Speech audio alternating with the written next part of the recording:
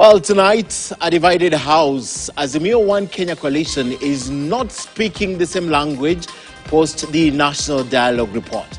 KTN has learned that some top leaders in the coalition have declined to endorse the report as is. Now, they insist that unless that document has interests of the majority, they will not sign it.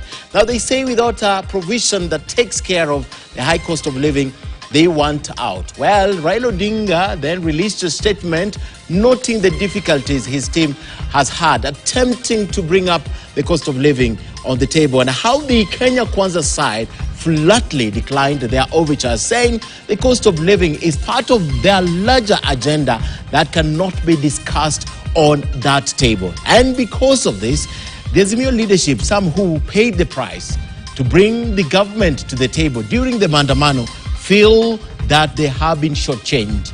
In Raila's words, the document the team has come up with is ultimately imperfect and unfinished, but it is the beginning.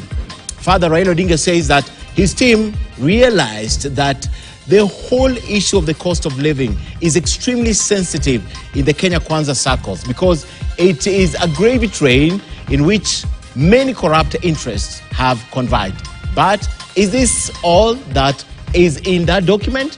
At Ken Mijunga across all social media platforms, NewsHour begins right now with the headlines.